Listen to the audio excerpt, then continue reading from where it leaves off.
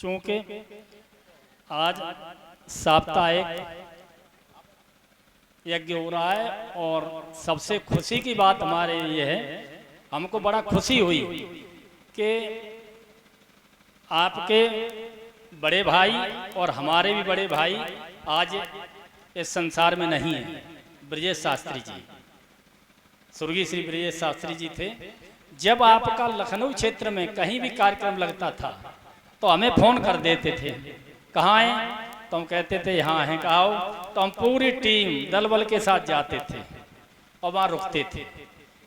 चूँकि एक कहावत है कि गांव के जोगी जोगना आन गांव के सिद्ध, नहीं कहते हैं देहात में।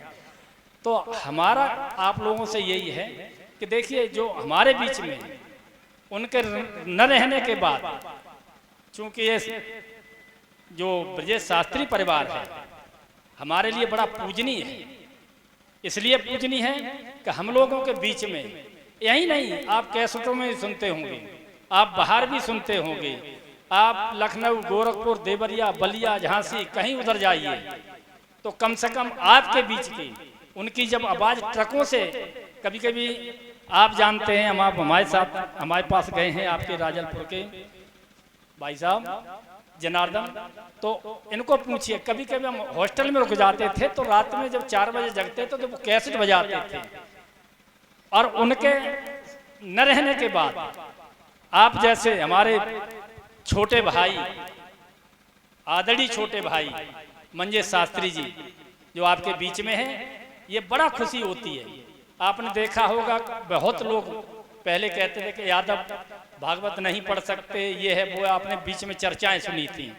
लेकिन चैलेंज के साथ हमारे साथ ब्रजेश शास्त्री जी जैसे लोग हैं जो हम लोगों को कम से कम गर्व होता है। लोग कहते हैं गायकी क्षेत्र में आ जाइए, शास्त्र में आ जाइए।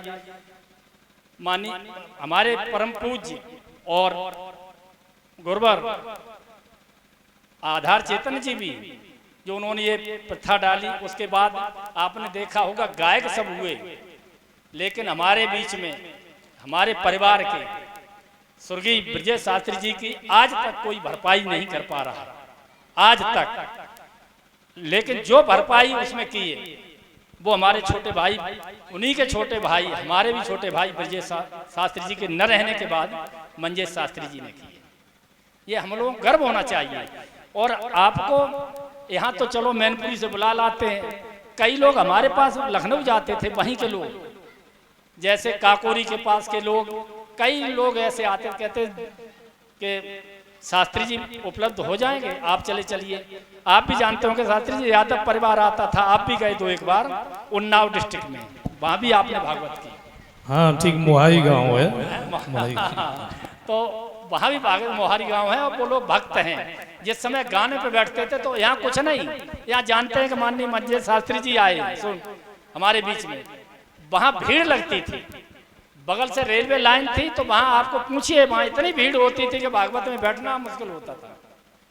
तो कम से कम अब चूंकि राजनीतिक के यहाँ कुछ नहीं है, हम लोग हमारी तो रिश्तेदारी भी है, जहाँ भागवत हो रही है हमारे छोटे भाई के साले, तो उन्होंने बताया, उस दिन फ़ोन किया, हम लखनऊ थे, उन्होंने कहा कि आपका निमंत्रण है। तो मैंने कहा निमंत्रण कौन आ रहे हैं, उन्होंने पूछा, तो उन्होंने कहा कि मंजेश शास्त्री जी आ रहे हैं। तो हमने कहा आप न बुलाते हम तब भी आते, क्योंकि हमारा छोटा भाई आ रहा है, अगर न बुलाते तब भी आते। लेकिन अब तो रिश्तेदार हैं, 10 बार आना है और 2-3 बार तो आना ही आना कम से कम।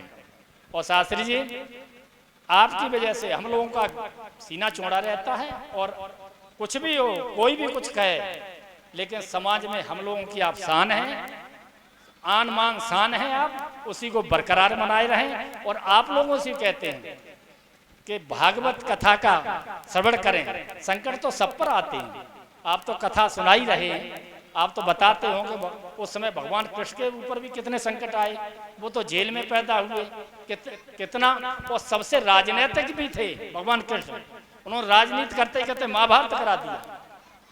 तो कम से कम हमारे बीच में ऐसे लोग हैं, इनके लिए हम ज़्यादा कुछ कह ही नहीं सकते, केवल छोटे भाई को बधाई दे सकते हैं, धन्यवाद दे सकते हैं। धन्यवाद।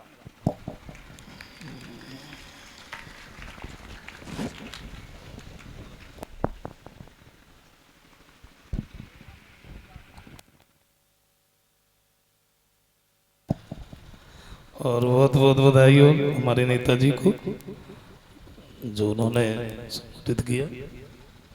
अच्छी बात है और समय निकाल के आते रहिएगा महाराज। हाँ हाँ,